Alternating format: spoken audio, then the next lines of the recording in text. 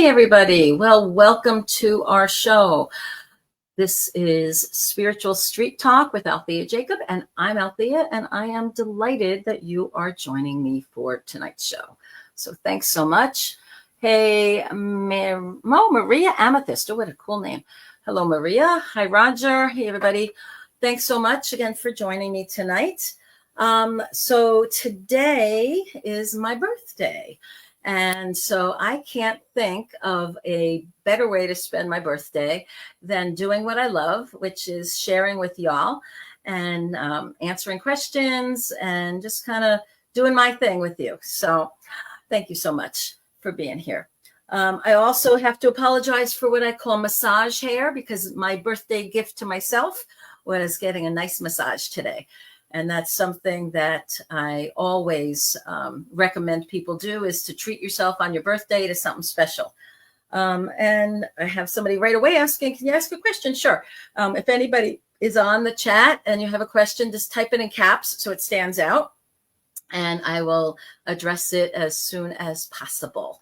One of the things I wanted to talk about today is one of the things I'm talking about today is solar return, because that is what birthdays are. And, you know, each year, one of the things that happens as we approach our birthday, it's almost like things start churning in our life and getting more and more stirred up as we come. And they call it the solar return because it literally, from the day you were born, 1 year later, the sun returns to that same position, or the earth relative to that position. So they say that's why it's your birthday. And the other thing that happens is that we start thinking about, are we on track with our life? Are we, hey, Joey, thanks for joining us. Are we focused on our sole purpose? Are we accomplishing things, or are we just kind of spinning our wheels and not really getting much momentum or traction? Or are we kicking butt, and are we progressing, and are we going check, check, check? I'm getting stuff done. I'm moving in the direction that I want to move in. I'm becoming more and more of the self I know I'm becoming and want to manifest in the world, and, have that sense of satisfaction and progress.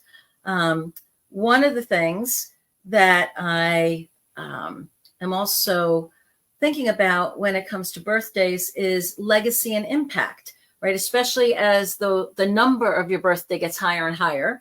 All of a sudden you start thinking like, oh, I don't know how much time I have left, and have I accomplished what I want to in this life? Have I made a difference? Have I positively impacted and touched the lives of other people, so that I feel like, yep, you know what? If God took me home tonight, I would say, all right, job well done. I'm through. I feel okay with it. Or would I have a bunch of regrets and say, I had opportunities, but maybe I should have, focused more on it. Or, geez, I got distracted. Or, oh, I don't know why it took me so much time. Or, wow, I kicked butt. I conquered. I saw, and I started a new project afterwards because I still had time left. Right. So those are all ways to go at it. And then the other thing is, there's certain birthdays that, depending on your culture, we celebrate in different ways, right? So Sweet 16 or a quinceañera, for I think quinceañera, that's 15-year-old, right? Those are big parties, that are the milestones of children embracing more of their adulthood. Right. And then there's 18, which is when the legal age for driving, for voting, for joining the military, for some states for drinking, age 21, for definitely like everything goes once you're 21 or older. And then, when you get into your 30s, it's like, oh, wow, there's a whole different level of like, that's now you're getting into middle age between like 30 and 50. And then from 50 and on, then you're starting to approach the AARP years. And then, above 70, you're definitely a senior citizen. Right. So there's different milestones, to celebrate. And it's also a good opportunity to celebrate yourself and to allow other people to make a fuss over you. Right. Because very often in life, everybody's kind of busy doing their own thing. But on somebody's birthday, we usually take the time to stop and reflect, to wish them a happy birthday, maybe, take them out to lunch or dinner or have a party if it's one of the bigger ones. But it's a time just to show a little appreciation to people and say, hey, you know what? I'm glad you made it another year. I'm glad you're in my life. I'm glad you're part of my family, my circle of friends, my colleagues, my associates, right? So that's all part of it as well. So on this birthday for me, it was definitely a time of some reflection. It was a time of looking forward to a kick butt year coming up and having some good momentum and even building more and more legacy and impact going forward. I did see some caps here. Let me go back and grab that. Let's see. What's the question here? I'm wondering what grade you see me getting at my bachelor degree assignment. A, B, C, D, or fail? Well, I tell you what, I don't typically do like fortune telling kinds of things, but I will tell you that my first instinct was a B, that it's, better than most. Maybe not as good as you could have, but it feels like it's on in that way. But again, don't hold me to that. That's not the specialty of my readings. My readings are more life coaching, tuning into the energy around you, tuning into spirit, kind of understanding, trying to get some guidance, direction, and insight into what's been going on in your life, much more than fortune telling. Because clearly, if I could tell the future that way, I would know the lotto numbers, and I probably wouldn't be doing my show from my house in Wisconsin. I'd be on some island in Fiji somewhere with some really gorgeous person serving me an umbrella drink and enjoying listening to the waves and the sunset there. So that's for that part anyway. So hopefully, you can give us some feedback next week once you get your grades, Maria. But I'm feeling it. I'm feeling like it was good, not great. So that's where I kind of leaned towards the B. But again, don't hold that as gospel or anything there, because again, that's not my forte. Hey, Roger, thanks for joining us. Hey, Michelle. Okay, we got a bunch of people. I'm just catching up here in case. Okay. Oh, and Roger, okay, that's interesting. So I was talking about the military and drinking and all, and Roger says that unless they changed it, when anyone turns 18 and joins the military, they can drink alcohol as long as it's on the military base. Well, hey, one more perk of joining our armed forces, huh? That's fun. Okay, so I have a very serious question here, and I'm very happy to tune into this for you. So Joanne is asking, does my daughter know I had no choice but to take her off life support, and does she forgive me? Yes, and yes. And actually what I'm hearing pretty strongly, Joanne, is that she is saying there's nothing to forgive. You acted from love. You did what was necessary, and you freed her from the body that her spirit was trapped in. And it was an act of mercy and grace and love. And she was there witnessing it. And as soon as her physical body ceased, she was able to cross over to the light. And she's telling me that there was an older woman who helped to escort her over to the light. And it was actually very peaceful and graceful and loving. And she's like, please, she does not hold anything against you. In fact, she has gratitude because you freed her spirit from that body that she was trapped in the current state. And there was nothing to forgive at all. She felt the love. She felt the grace. So don't beat yourself up for something that was certainly something that you do from love. And of course, it's something to grieve. And anytime there's a loss, and when we have to make that decision, whether it's for a loved one, a child, a loved one, a parent, whoever we are guardian of that person, and even for pets. I counsel a lot of people, and I've had to do it myself many times, in putting down a beloved pet because they've reached the end of their life and they're suffering and they don't have a good quality of life. And it's one of the most heartbreaking things to have to do, but it's also one of the most loving things that we can do. Probably the hardest, but the most loving, because we're like, okay, I'm not going to be selfish and keep you around when I know you're suffering, when I know that, it is something, there's no hope for it getting better, right? And I think that's the same thing for some people. And we're not a culture that's really well versed in dealing with death. I mean, there's other cultures around that like their elders will, like, when it's their time, somehow they know how to will their body to die and their spirit leaves, right? And there's some cultures where assisted suicide, when you get to a certain point where there is no quality of life and you're suffering and it's your choice, you're able to end your own life. I know how hard it can be to pull that plug, especially when you think, well, geez, are there medical advances right around the corner? Or there's something like, will I regret this, and feel like, why didn't I just wait a little longer? But normally you'll get that prompting of spirit. You'll know. It'll be between your guides and angels, their guides and angels, and they will let you know that hey, now's the time. And there's no reason to go on. And Joanne just shared with us that she works in the health field, and it's about saving life, right? Well, doctors, nurses, anybody who's in the health field, healers, they take that oath, do no harm. And the question here is, were you harming them? No, you weren't harming them. You were freeing them. You were helping to save that person from that pain, from that limbo, from that state of feeling trapped in their body to now their spirit is free. So there's different ways to look at it, right? We're not murdering somebody who's healthy, who has a great quality of life, who wants to live and is able to function.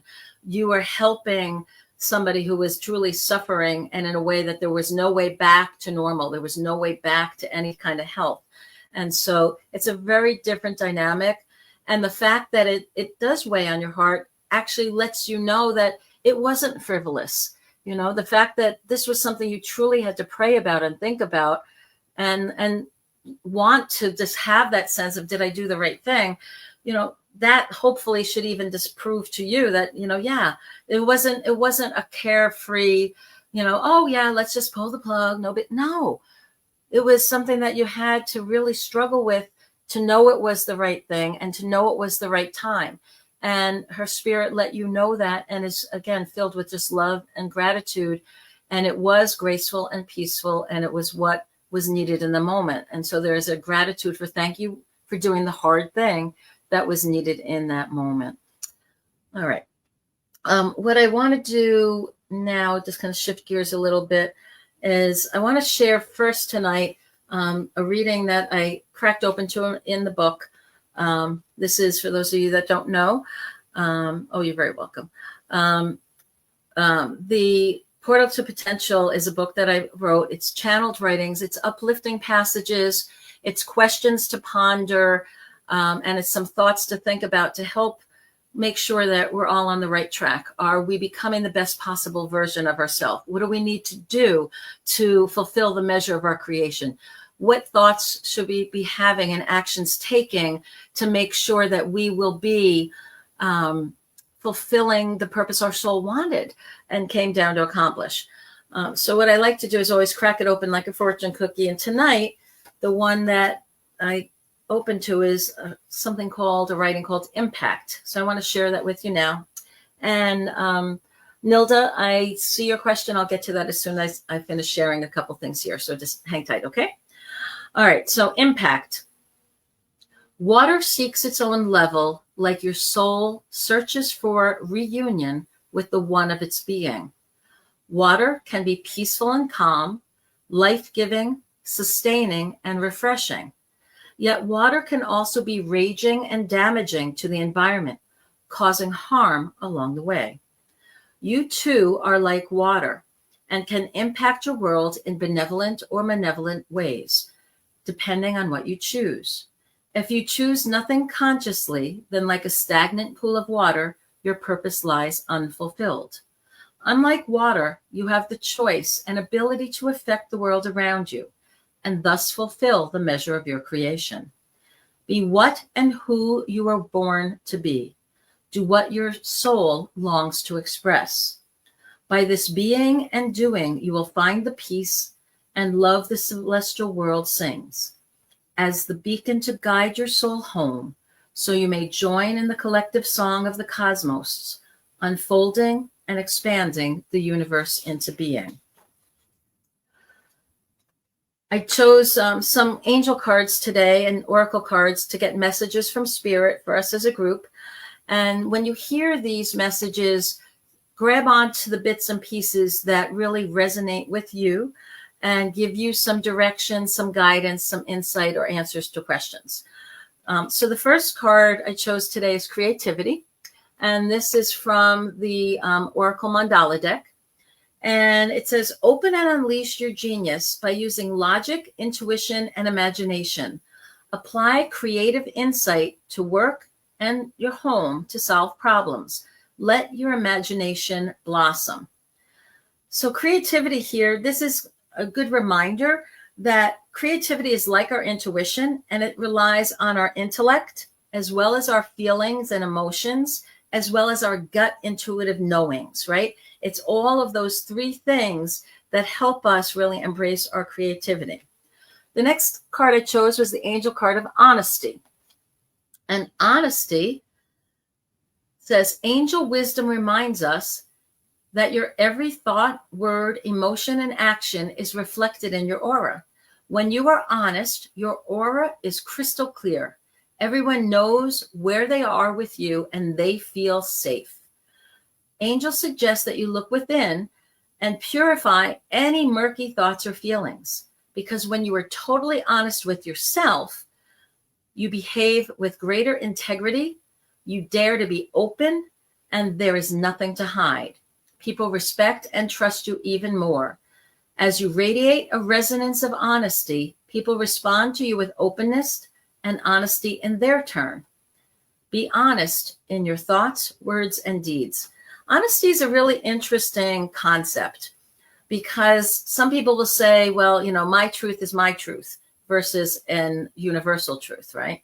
Or honesty can sometimes be, well, I say the little white lie to save their feelings. So like if my husband got a haircut and it looks hideous and he says, well, what do you think? And I say, oh, it's great, honey. Am I really being honest? Yeah. But if I say, oh, it's hideous, well, that's not kind, right? So you have to kind of balance and say, well, do you like it? Or you evade the question or the issue. But there's being honest with yourself is probably the most important thing, because if we're being honest with ourselves, we will make decisions that are much more accurate. We will be kinder. We'll kind of know what's going on. If you deceive yourself, that's when you set yourself up for failure and falling and having negative impact in the world instead of positive. And then the last of the angel cards I chose is opportunity to forgive. And it says, this opportunity brings you, this situation, brings you the opportunity to heal, to grow, and release negative patterns. Hold the intention of seeing the other person's inner divine light and goodness. We will help you release unforgiving thoughts, feelings, and energies, and lift you to a higher place of peace and compassion. So that's interesting that card came up, because one of the things that occurred to me today, as I shared earlier, it's my birthday, I was missing the celebration that my ex-husband used to do for me when he was my husband, and I thought, wow, I kind of miss him. And I wonder if he even remembers it's my birthday today. Right. And I'm like, well, that's not really productive to think about that. Who cares if he's thinking about you? But that also told me that I still have something to heal there, that there's still a connection that I need to say, it's okay, that he fell in love with somebody else and moved on. Right. So that I have to give myself permission to heal and just let that go.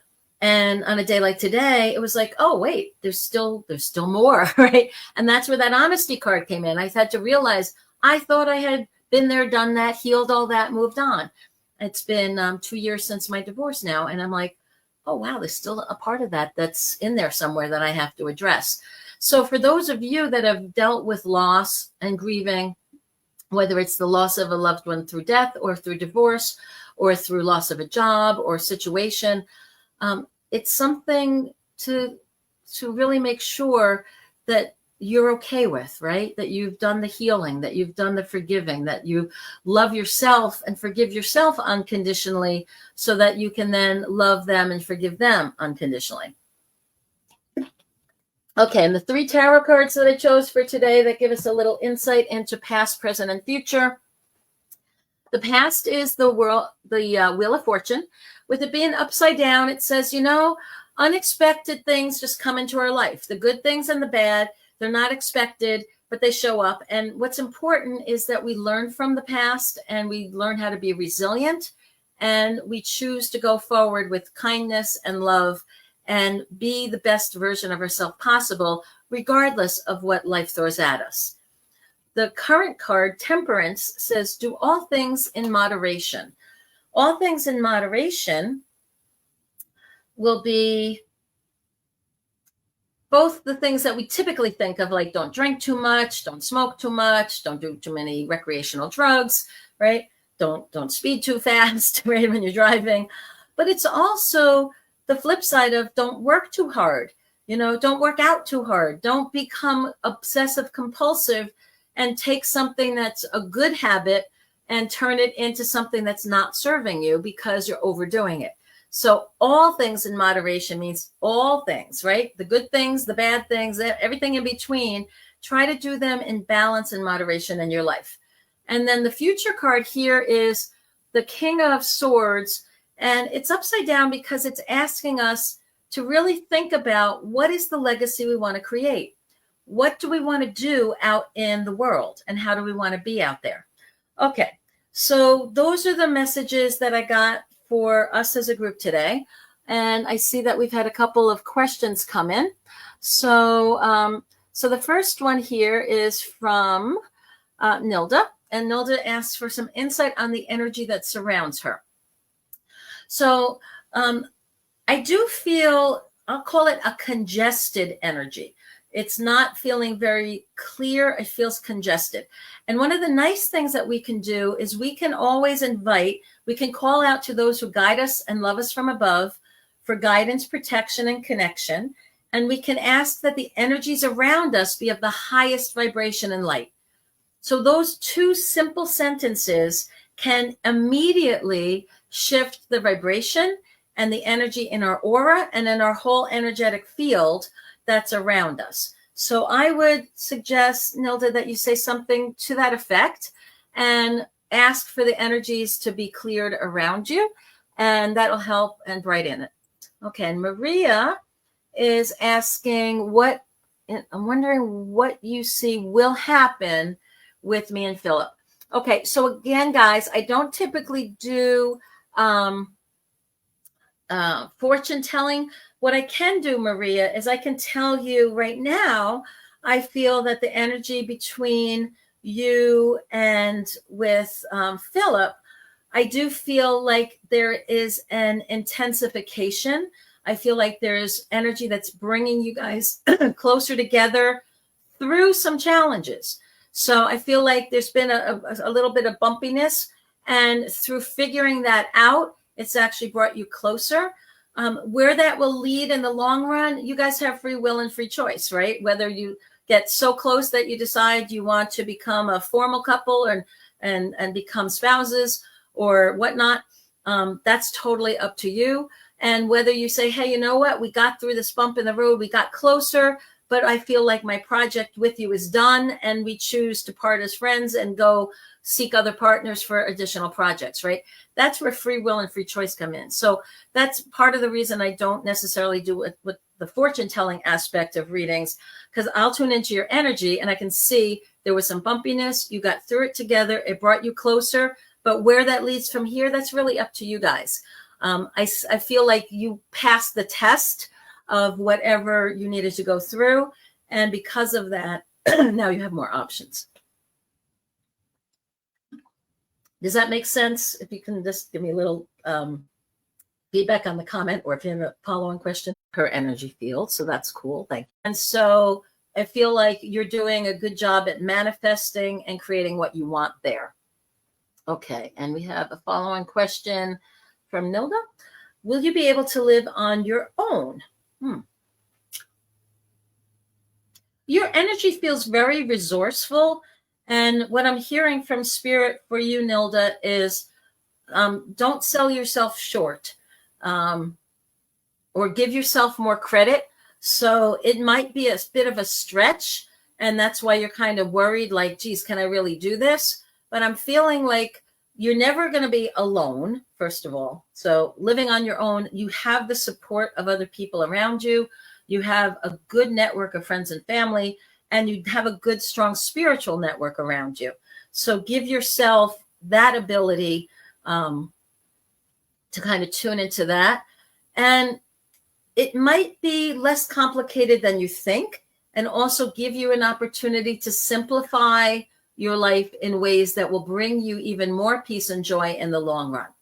So will you be able to live on your own? If you choose to, the answer will be yes. I don't know if you necessarily have to, because I also feel like there's people energy around. So I do feel like that's your choice.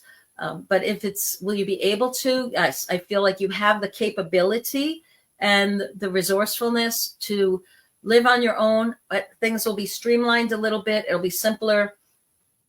And you'll be able to figure it out. That's kind of what I'm getting there. Okay, let's see. Let me see if there's any other questions I missed here real quick before I go on.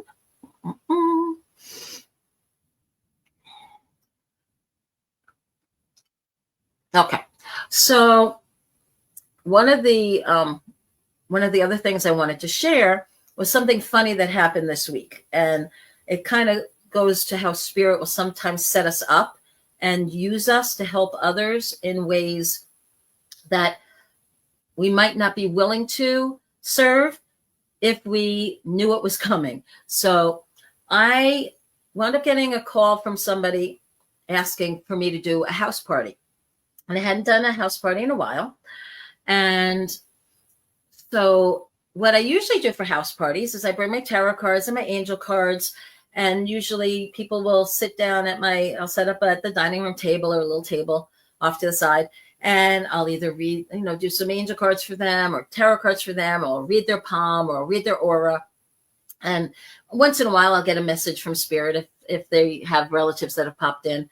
But it's usually a very light and casual kind of atmosphere. It's a party. So, there's people eating and drinking and milling around. And it's just kind of a fun thing to do. And so a woman had called me. Actually, she texted me. I had read for her a year ago. I read for her dog who was about getting ready to pass over. And I gave her some information and guidance and messages from her puppy that was ready to go. And at the end of the call last year, I had said to her, oh, and by the way, I also do readings for people. And one of my favorite things to do is house parties. So if you ever want that, keep that in mind. So she texted me, hey, I have about 10 or 12 people. They want to get together for a house party. Can you come? And I'm like, okay, sure. So I show up there all ready to do all the, all these little mini readings that I'm thinking of. And next thing I know, all 12 of them are sitting in a big circle around the living room. And it's all friends and family, very close family members. And what they actually wanted was a spirit gallery or a spirit circle where I would tune into each person and see what guide or angel or loved one in spirit was hanging out that had a message for them. And so I was like, oh, you are mediumship. It's a different kind of party, but okay, let me quickly adjust, once I realized that's what they wanted. And it was a much more serious tone because since they were all listening in to everybody else's information and they were all family and related, they all knew each other and knew the loved ones in spirit that had come through.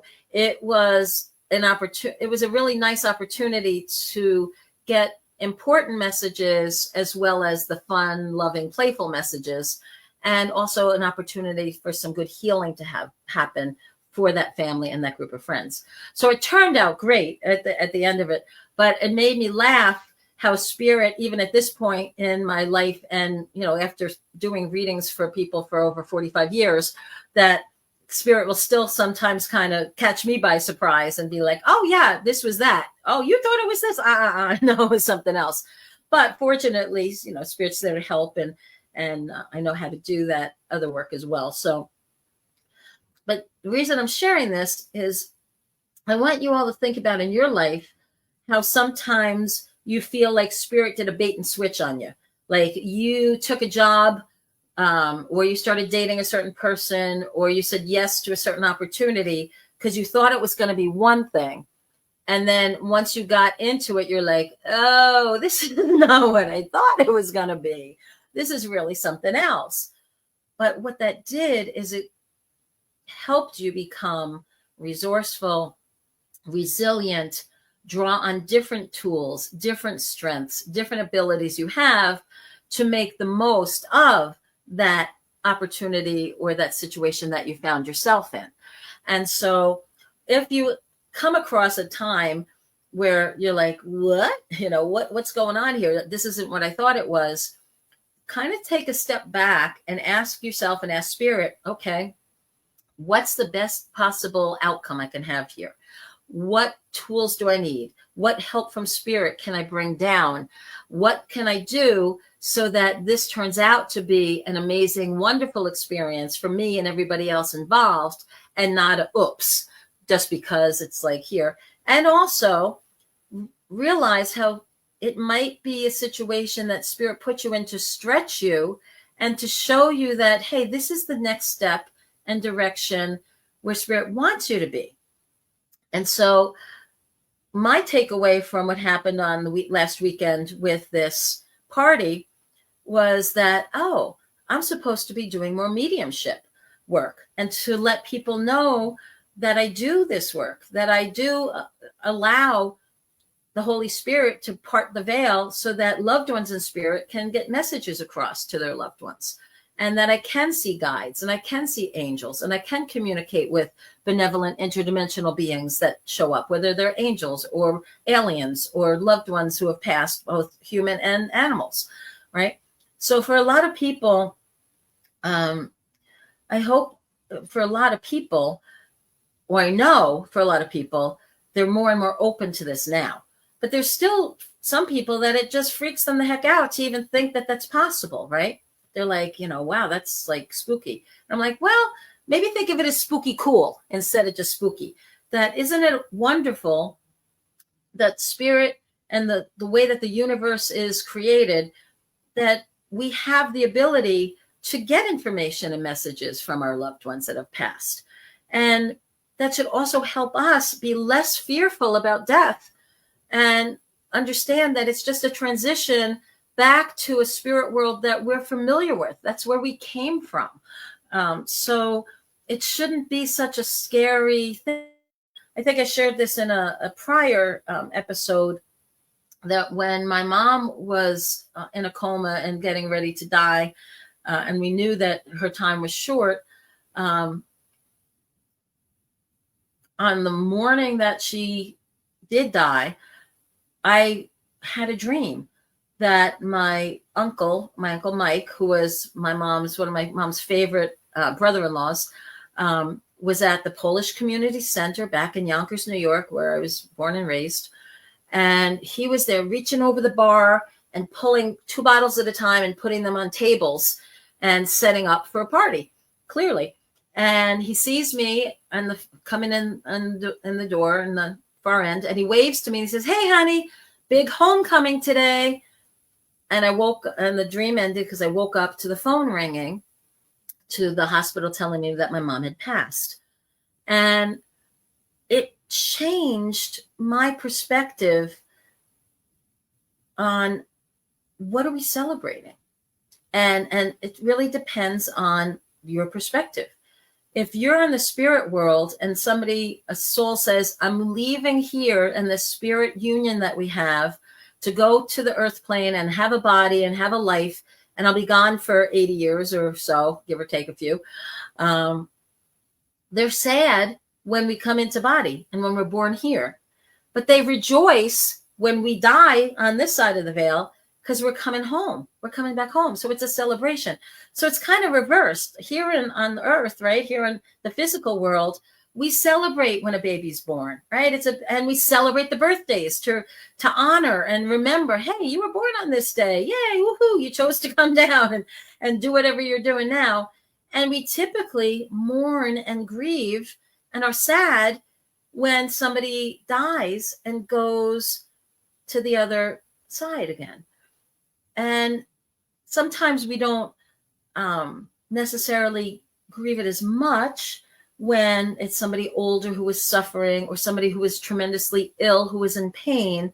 And we look at their passing as a blessing and a grace and an opportunity for them to be free of the hardships of the physical world and be back in the world where they have that freedom of spirit.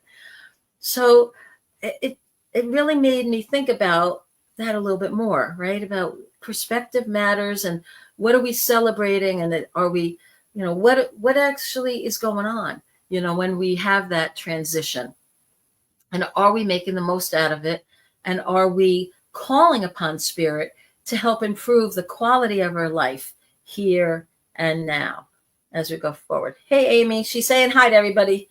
Nice to do that. Oh, okay. And she's saying, here we go. Amy was sharing with her that she dreams about her mom all the time, mostly mundane interactions. That's cool.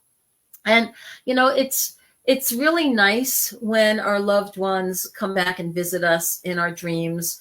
And even the day-to-day stuff, it kind of lets us know, like, hey, it's normal. And I'm sure you know this already, Amy, but your mom is with you in spirit, right? So whether you're doing the dishes or dusting or vacuuming or balancing your checkbook, oh, she's laughing. Okay, so you don't like to balance your checkbook. Your mom is around you, right? Our loved ones are with us. In some ways, they get to experience vicariously through us, whatever we're doing. So when we're traveling and we're having exotic experiences, they're like, wow, they're getting to see that too.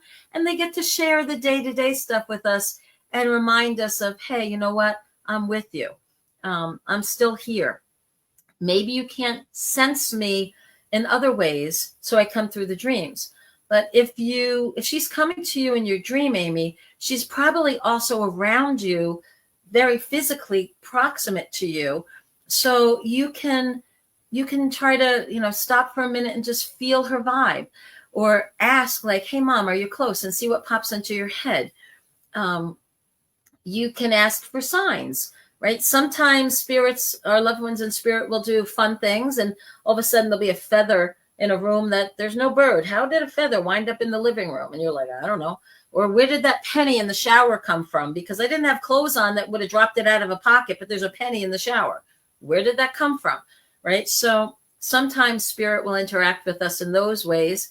Sometimes I go downstairs and I would absolutely swear that when I went to bed, all of the cabinets were closed. And sometimes I'll come down in the morning and there's one that's open. And you're like, oh man, how is that even possible? Okay. Yep. Yeah, it's good to talk to them aloud. They hear us all the time. And yes, good not to do it when there's other people. And, she knows how much you miss her. Because you're talking to her, you don't need a third party like me to broker that conversation. You may turn to mediums, and clients will turn to mediums all the time to help get more clarity on the messages from spirit, from their loved ones. But you can talk to her all the time. She hears you, she feels you, she knows you're there. One of the reasons that I'm feeling from your mom, Amy, that she doesn't come closer or manifest in stronger ways physically is because when you start to feel her energy come close, it makes you almost miss her more. When my mom first passed, when I would start to feel her energy, I would start crying. I'd be like, oh, Mom, I miss you so much, because I felt her energy. And later on, I learned that made her pull back because she didn't want to hurt me. So she would come in dreams. She would come with messages through other people. And she would kind of stay at the edges of my aura at more of a distance because she didn't want to upset me. But once I got to a point where I was like, oh, Mom, oh, I feel you. Oh, I miss you. But let me focus on the love and let me focus on how much I'm feeling the gratitude that I got to share in life as much as we did, and that you became my best friend, and we had these adventures, and that we had all these wonderful blessings. Let me focus on that. So now they're more joyful tears of gratitude instead of the sorrowful tears of missing that are painful. So as that shifts, as that shifts for you, you'll actually be able to sense her coming to you more and more. Does that make sense? I hope. Excuse me. So, and that's not just for our moms, that's for a lot of our guides and angels, right? If our guides and angels and loved ones in spirit know that it's going to freak us out, thank you, Amy. If they know that it's going to freak us out for them to come close, they're not going to reveal themselves to us in ways because it doesn't serve a purpose. I think I shared with y'all, I had a close encounter with a benevolent interdimensional being about a year ago. And I saw the portal of light open up. I felt the presence of a person, and I heard this voice communicating with me. And I asked the being, I'm like, okay, how come I can't see you? And the being communicated that because I trained myself to listen to the voice of spirit, and I could receive messages and communicate telepathically with them as well as with animals, that in order to serve the purpose of that moment, it would actually be counterproductive if I was physically able to see them, because my body would have a reaction.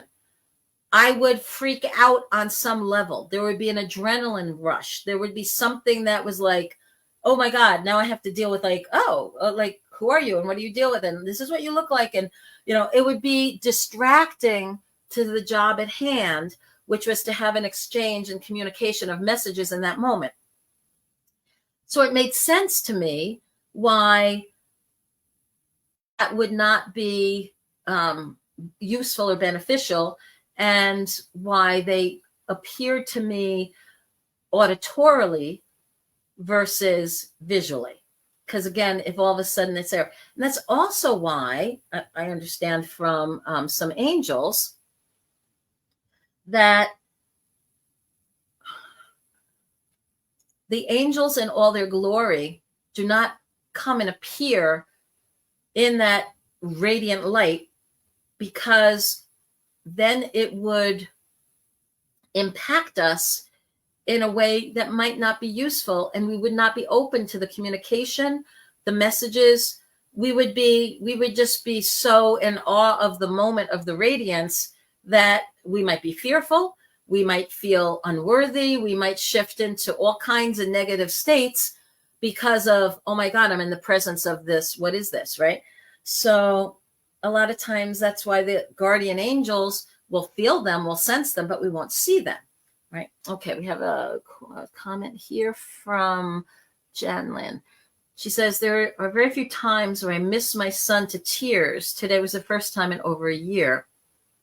Most of the time, it's just joy when I think of him and grateful he was here. Yeah, so that's wonderful, Jan, that's a way to approach and, feeling that. And there are going to be times, no matter how well we train ourselves and try to control our thoughts and emotions to stay with the positive, that we're going to miss people. I mean, I don't know whether it was an anniversary, a birthday, a holiday, a special occasion, or it could just be like you come across. I came across an item of my mom's the other day that's now mine, and I looked at it. I just started bawling. And it was just like, God, I so wish I didn't have this, that I wish had her instead, that this was still hers and not mine, right? And it was just normal. We're always going to miss the people that we love. When people we love and are really close to pass over, they leave a wound in our heart. They leave a hole, that they filled for so long, and their absence, we feel the absence. We literally feel an aching that's there. And we can fill that by remembering the joy and the gratitude and the positive memories and the funny things. And we can even let them poke fun of us from the other side of the veil. My brother, who was my only sibling, and he was 2 years younger than me, he died in 2006. And I was devastated because it was unexpected. And, there's times that, we miss him, but we were siblings. And there was times that we fought like cats and dogs, and other times we were closer than you can imagine. And I miss him terribly. And I laugh at times because I'll hear him in my head poking fun at me in a way he used to when he was still alive and on this side of the veil. And that's when I'm driving. Occasionally, I will hit a curb when I'm making a right-hand turn. I misjudge and I cut it a little close, and my right rear tire will kind of do a little bump up. And so I hear him in my head going, curb, when I hit the curb. And I start laughing because I know, like, okay, yep, he's just busting my chops from the other side of the veil. And that playful teasing way is something that helps me laugh instead of cry when I think about missing my brother. And so spirit will sometimes do that with us too, right? They'll find little ways to poke us and, pat us on the head and say, there, you're going to be just fine. Hang on. Or they'll send us the signs, the pennies, the feathers, the dimes, the cardinals, or birds or flowers that we just start seeing everywhere, or words that we just start saying no matter where we look. It's on a billboard, it's on a sign, it's on our phone. Those kind of things happen. Yeah. And Amy said, yeah, that's it, right? When your family has a good sense of humor or a dry, playful sense of humor, it is a blessing, because we can then come to laughter, and remember not only times they're with us, they're still with us. They're still with us non-physically. They're still sharing in those moments. So those gentle little pokes and whatnot is there. Okay. And okay. So Jan was clarifying a little something about her son there. Okay. Okay. So yeah. So when you do have the loss of one son, and you have other family members left, of course there are going to be reminders, right? And there's going to be fears, and there's going to be things that pop up. He may have similar mannerisms or things. And by the way, his brother that passed is probably, coming to him in dreams and whispering in his ear and communicating with him non-physically in ways where he may be a conduit for messages for you, Jan, just through your younger son. And then he may be trying to give you some messages and help you, get things from that he's able to share, and things that occur to you will pop into your mind, be like, oh, okay. So what I would invite you to do is imagine the possibility that through your youngest son, your son that passed is going to be bringing you some messages at times. And whether your youngest son is aware of it or not doesn't matter. You're going to get what you need to hear. And so just be open to that and do your best to keep that sense of love and gratitude as much as possible. Because the more we can keep balanced with that love and gratitude, the closer we then allow spirit to come into our lives. It's almost like when we're filled with that grieving, mourning, the tears, the angst, the loneliness, spirit has to almost keep a distance because they don't want to make it worse by coming closer. You feel them and then you miss them even more, right? So we have to get to a point of healing that allows us to be more open and receptive so that they can come to us and heal us in bigger and better ways. Okay. I hope that makes sense. Okay. Okay.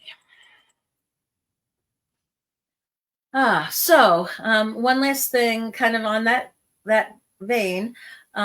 This Sunday in the US is Father's Day.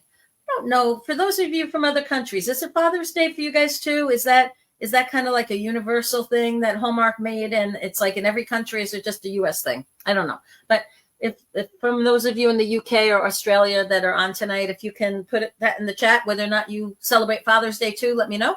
But for those in the US, I know for sure this Sunday is Father's Day. So guys, if you are not connected with your family, just honor yourself. If those of you that have your father in your life still, honor them. If there's a healing that's needed, take the time to reach out and heal. And for those of you whose fathers are on the other side of the veil, like mine is, honor them. Remember them with as much positivity as you can. You know, a dad's role is pretty tough. You know, there's a lot of roles that, well, both moms and dads play, right? But, you know, fathers put a lot of pressure on themselves, right? They have to be the protector, the provider, the role model, right? There's a lot of things, and there's certain things that are expected between fathers and sons and fathers and daughters.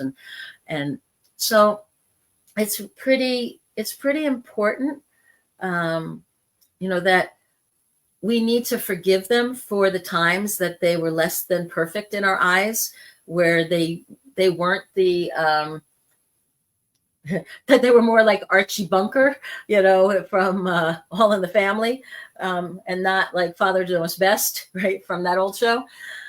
There's times where you look back and you just have to cut them some slack and give them the grace, because they, like we and all people, do the best we can with what we have, with the resources we have, with the skills and knowledge we have, with the experiences we have, you know. And it's usually not until we become parents ourselves that we all of a sudden view our parents with different eyes. All of a sudden it's like, oh, I get it. Wow. I didn't realize how hard this was. Boy, they actually did pretty damn well, all things considered, you know, and we're able to kind of look at things in hindsight in a way that can be filled with much more gratitude and love and appreciation for him. Yeah. So I think it's important for us to do our best, you know, and for those of us that say, hey, it's a Hallmark holiday, I'm not going to celebrate, and giving into the capitalism and blah, blah, blah. You know what? It's important to show gratitude. And if you're doing that other days of the year and you're honoring your dad and you're making him feel like he's the best guy around and you recognize he did the best he can and you're grateful that he was your dad, okay, don't worry about Father's Day that way. But it's meant to be a reminder so that at least one day a year, just like Mother's Day last month was at least one day a year, we go out of our way to honor and show gratitude and give thanks and spoil our parents to whatever extent we can. Or if they're on the other side of the veil, we memorialize them, we think about them, we give gratitude to them, and we do our best to honor them with the life that we're living and being the best possible children and grown children that they could look and say, wow, I did a good job in raising that one, and I'm proud of them. So remember your dads this weekend, everybody. All right. Well, thanks so much for everybody for tuning in today. And thanks to y'all that were on the chat. This was great. I love the interaction. I look forward to more times. Please do all the good social media things, like, subscribe, share, all that. You know it better than I do. And thanks again for joining us. Homework as always, be as loving and kind as you can. Have the best and most positive impact in every opportunity you can. And just have a wonderful, blessed week. Thanks very much, everybody.